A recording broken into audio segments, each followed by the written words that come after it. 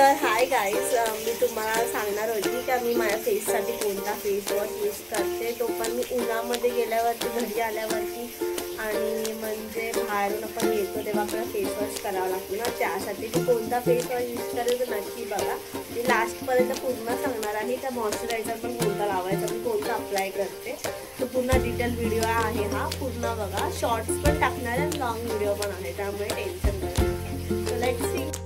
तर तुम्ही बघू शकता हे अर्बनचं टॅन रिमूव्हर आहे. सो ह्याच्यामध्ये टर्मरिक आहे, सँडल्स आहे आणि संत्रास आहे. म्हणजे ह्याच्यामध्ये केसर आहे, हळद आहे आणि चंदन आहे.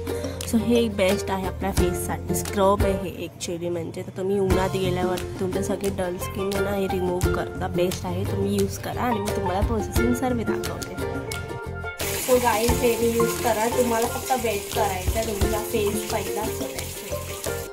सो मी पहिला माझा फेस वेट करते.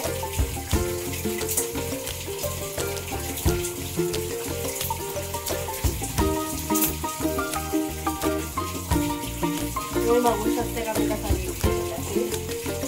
आणि आता आपल्याला हे घ्यायचं आहे. सो मी ह्याची कन्सिस्टन्सी बघा कशी घेते. प्युअरी सारखं आहे एकदम फेस. मी व्यवस्थित घेतली आहे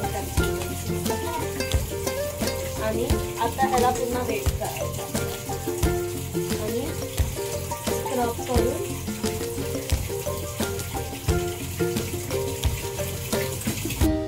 सो मी स्क्रब करते पुन्हा फेस.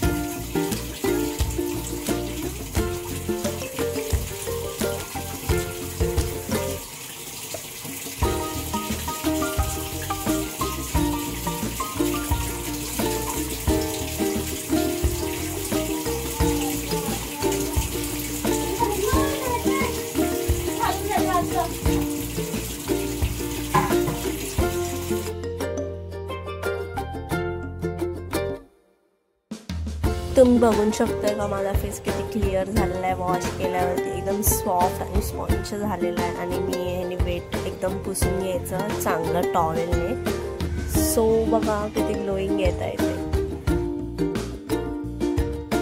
आणि मी आता स्किन ड्राय नको व्हायला म्हणून मी मॉइश्चरायझर अप्लाय करणार स्पॉन्जचा. सो हा खूप छान असतो आणि तुम्ही पण यूज करू शकता. हा मेडिकलमध्ये भेटून जातो हा, किंवा बिग बाजारमध्ये असतो. आपल्याला दिसतो असतो कुठे पण. सो मी घेतला. तुम्ही थोडंसं लावू शकताय म्हणजे तुमच्या चीनवरती, आईसवरती. म्हणजे तुम्ही तो छान अप्लाय करा ते पूर्ण फिंगरने. मग ते सर्व अप्लाय करा. एकदम मॉइश्चरायझर आहे हे. ह्याने काही साईड इफेक्ट नाही आहे, काहीच नाही. एकदम सॉफ्ट आणि स्किनचे आहे. स्पॉन्जची कंपनी चांगलीच आहे, तर तुम्ही यूज करा ते. आणि मग नक्की सांगा कमेंटमध्ये की कशी वाटली तुम्हाला व्हिडिओ.